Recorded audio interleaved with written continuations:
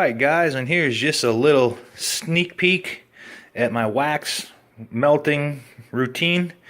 I changed up my technique a little bit. I'm using a turkey roaster to melt brood comb, and then when I have the cocoons all filtered out with the hand screen, the little hand sieve, I squeeze everything out nice and nice, and I get out as all of the crud as I can manually. And then I just simply turn off the turkey roaster. And this is the next morning when everything has cooled down. You'll see got a pretty decent sized cake. I don't know how much this weighs because it's a little too wide for me to put on my scale. But I'm going to move to process number 2 of how I'm going to clean and render this wax. You'll see on this side, it's got all of the propolis and the gunk. Now this will just be scraped right off with the hive tool. And I tell you what, if you hold on to this stuff that you scrape away and you just collect it, you can compress it into little discs. And then later on you heat it up in a little bit of warm hot water and you can stick it right into a bait hive, and it's a great way to trap swarms. So this is just a little update. I got this piece of cardboard here to kind of soak up the moisture, and you can see how dark this is. It's black. It doesn't look like anything like a clean wax like you used to, but this is brood wax. It's still nice and filtered, and this is going to be a little bit cleaner once I melt it a second time. Alright, so you'll see for my second melting what I'm going to use is this is just an old stock pot. I've melted wax in this stock pot before. It's not that big. It's got enough volume.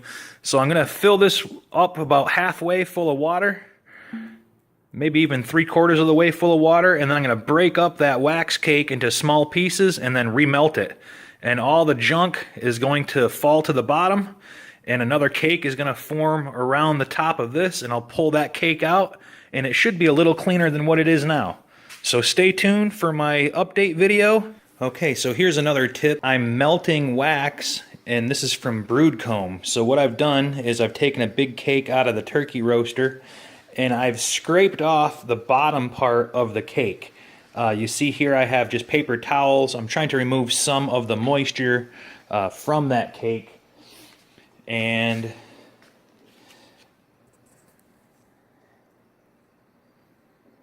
I don't know if you can see,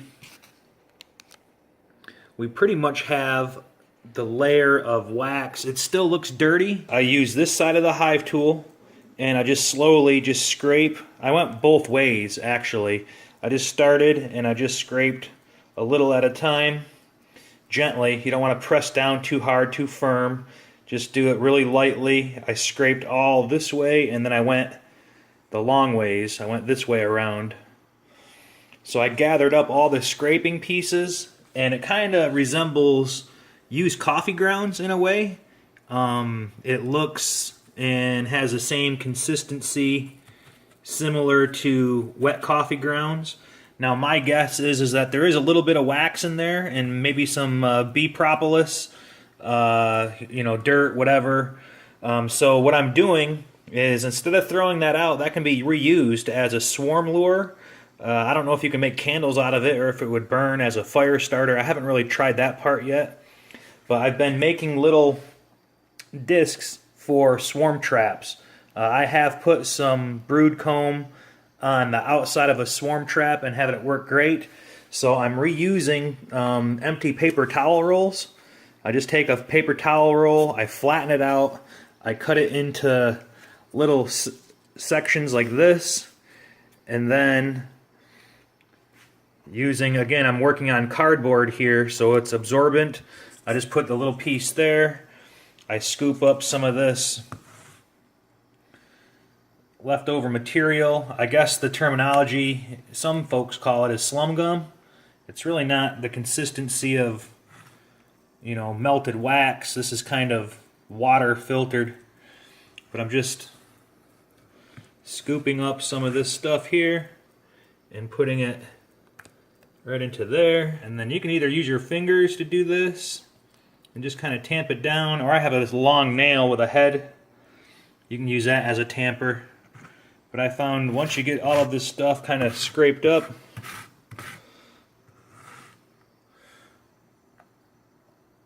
and then just go ahead and pack it in this little paper towel roll or empty toilet paper roll, and then press it into a cake, because it'll press and stay into a shape. You can see all the moisture coming out of it. So there's a little disc, and once this dries you can peel this cardboard right off. And I have this little, it's an inverted ice cream container lid, and I just have some paper towel on the bottom to wick up the moisture. Again, here's a full paper towel roll, and as I was using this, I was like, instead of filling it all the way up and then trying to cut it, might as well just cut it into smaller sections. And as I mentioned, you can use this if you have a swarm trap. Take a little disc out, put it in the back of the trap with the frames above it, and the bees will smell that from a mile away. But just a little quick tip. Again, I'm going to be processing the beeswax. This piece right here, this wax sheet, will be broken up into several pieces. Again, it's very dark brood comb.